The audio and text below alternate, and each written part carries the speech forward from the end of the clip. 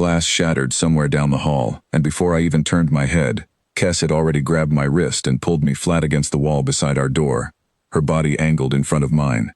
"Stay behind me," she hissed. "Now." I had a bag of laundry in one hand and my keycard in the other, and 1 second earlier I had been thinking about nothing more dangerous than whether the dryers on our floor were free. Now my roommate, a Vashtari exchange student who barely came up to my shoulder, was standing between me and the dark end of the corridor like she was ready to take a hit meant for me. Footsteps. Fast, uneven, coming from the stairwell. Kes's ears swiveled toward the sound and her whole body went rigid, every muscle coiled. I felt her tail brush my leg as it lashed once, sharp and controlled, and I realized with a strange, cold clarity that she was not just scared.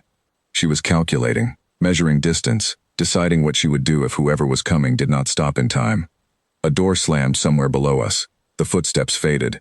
Silence dropped over the hallway so completely that I could hear my own pulse in my ears. Kes did not move for almost a full minute. When she finally exhaled, her shoulders dropped an inch, though her hand stayed locked around my wrist. "Just a delivery cart," she said quietly, almost to herself. The wheel caught on the stairwell door. "That is all it was." "Kes," I said, my voice not quite steady. "You looked like you were about to fight someone." She glanced at me, golden eyes catching the hallway light, and for a moment she looked almost embarrassed. "I would have," she said simply, and let go of my wrist, and walked into our room like nothing unusual had happened at all. That was the night I understood, for the first time, that something about my roommate did not match the file the university had given me. My name is Ethan Marsh, and 3 months earlier I had signed up for the university's new interstellar cultural exchange program, mostly for the free tuition credit and the story it would make at parties. Earth had only been part of the wider galactic community for 2 years, and this was the first program of its kind, pairing human students with visiting students from other worlds. The orientation packet described my assigned species, the Vashtari, as reserved, private, and low conflict. "Easiest possible roommate," the advisor had joked. "Barely notice she is there." He was wrong on every count. Kesses Varen walked into our dorm room on the first day already scanning every corner of it, ears twitching at sounds I could not even hear. She was slim and fox-faced, covered in a light fur the color of dry autumn leaves, and she kept 3 careful steps between us at all times, like distance itself was a kind of safety. When I offered my hand to shake hers, she flinched so hard she knocked a lamp off the desk. "Sorry," I said, catching the lamp before it hit the floor. "Bad habit. It's just how we say hello here." "I am aware of the custom," she said, straightening slowly. "I did not expect you to extend it so quickly, or so close." I laughed it off as culture shock. It was not culture shock. Over the following weeks, small things kept happening that I filed away without really examining. I left our door unlocked once, running down for a vending machine snack, and came back to find Kes standing exactly where I had left her, staring at the door like it had betrayed her. I gave half my sandwich to a classmate who forgot her lunch, and Kes watched the whole exchange with her head tilted, as if I had done something reckless instead of something kind. She started memorizing my schedule without asking, appearing near the science building right as my afternoon class let out, always with some excuse ready. She brought me things: a polished stone, a metal bolt she swore was lucky, small, strange gifts that meant nothing to me and, I would later learn, meant everything to her. "You give things away constantly," she told me one night, watching me hand my umbrella to a stranger caught in the rain. "Food, time, trust, all of it, to people you do not even know. It's not a big deal," I said. "It is the biggest deal there is," she said, and did not explain further.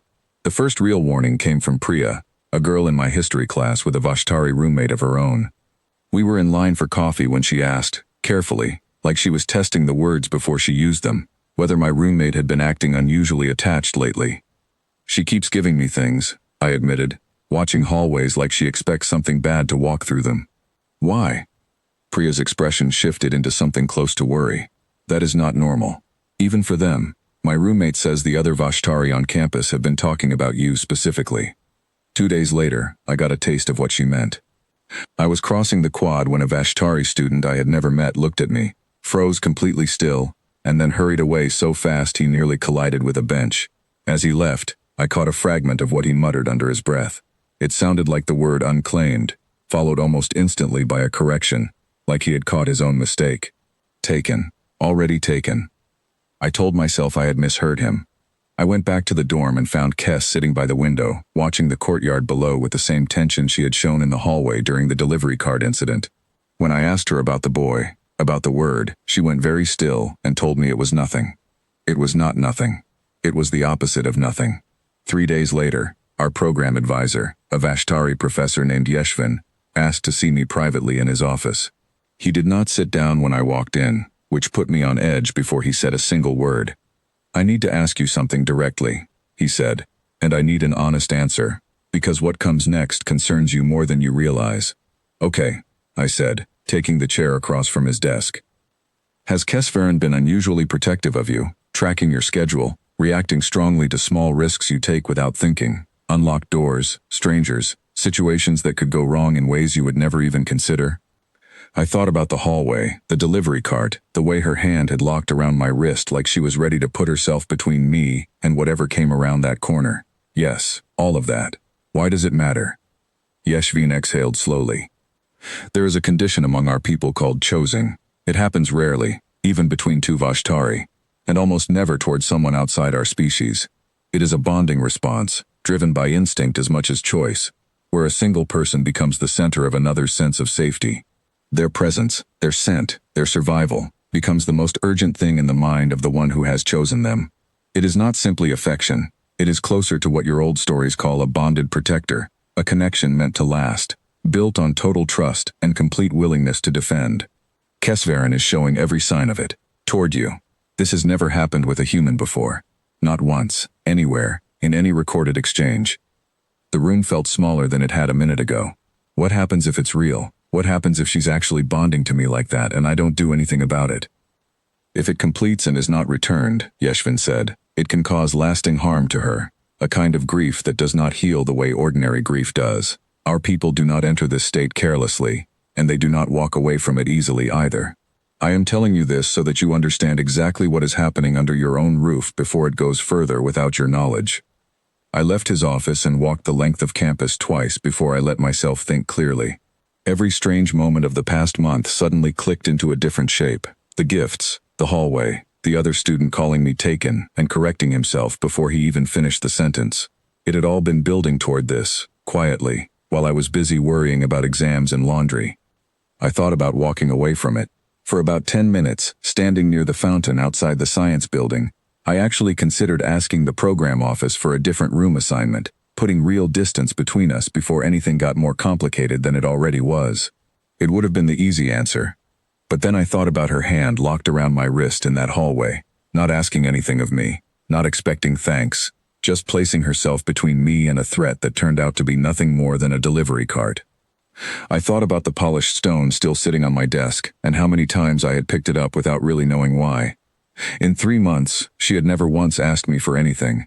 She had simply, quietly, rebuilt her entire sense of safety around keeping me safe first. That was not something to run from. That was something worth facing honestly, whatever it turned into.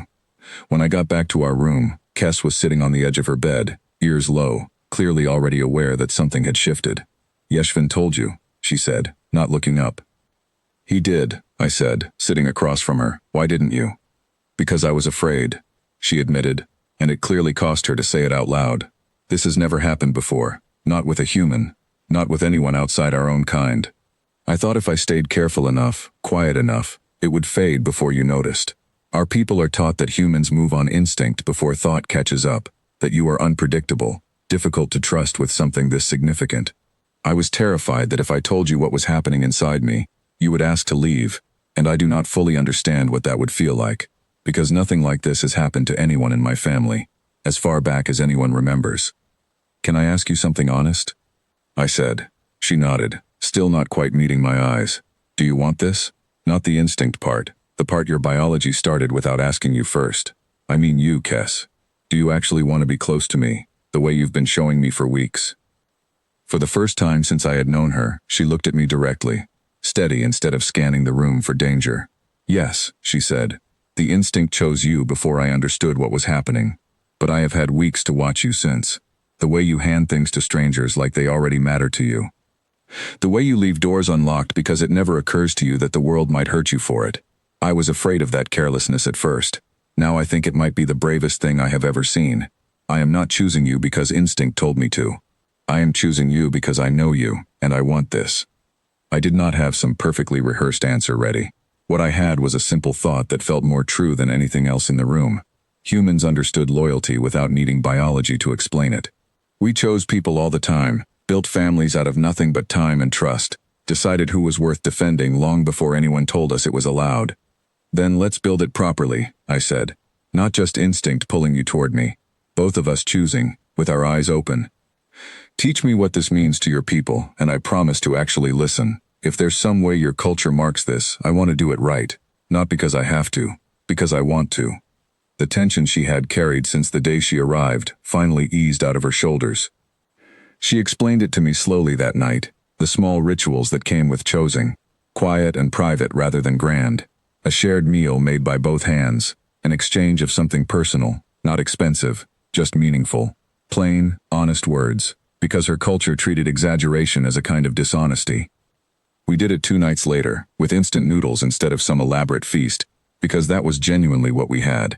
And Kess laughed for the first time since I had met her when I suggested it, surprised out of herself by finding humor sitting right next to something so serious. I gave her the only thing I owned that felt personal enough, an old pocket knife my grandfather had given me years earlier. She gave me a cord woven from her own molted fur, something I later learned was about as significant a gift as her culture offered, and I wore it around my wrist from that day forward. Word moved through campus faster than either of us expected. Vashtari students who had kept their distance from me started acknowledging me in hallways, small nods that Priya later told me were far from casual in their culture.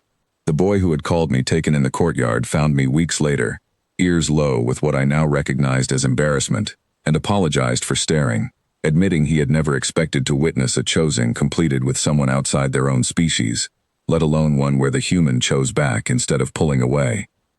Professor Yeshvin pulled me aside again near the end of the semester, and this time he actually smiled. You should understand what you have done, he said. For generations, our people have viewed humans as too unpredictable to trust with something this significant. You have proven that assumption wrong, and not quietly. There is already talk across the program that humans do not simply accept being chosen. You choose back, with full understanding of what it costs. That is not a small thing to us. It may change how an entire species sees yours. The program ended the way these things do, with paperwork and tearful goodbyes in the parking lot outside the dormitory. Kess did not go home. She enrolled at the university properly the following year, and our small dorm room became something closer to an actual home instead of a temporary assignment. She still sniffs the air before walking into any room, ours included. She still watches hallways when we walk together, ears catching sounds I never notice. But she does not flinch anymore when I reach for her hand, and I no longer find it strange that she doesn't. I think about that hallway sometimes, her hand locked around my wrist, her body already angled between me and a threat that turned out to be nothing more than a delivery cart with a stuck wheel. I used to think that was the strangest night of my life. Now I understand it was only the beginning of the best thing that ever happened to me, and if I had to sign up for that exchange program all over again, delivery carts, hallway ambushes, ancient galactic instincts and all, I would not hesitate for a second.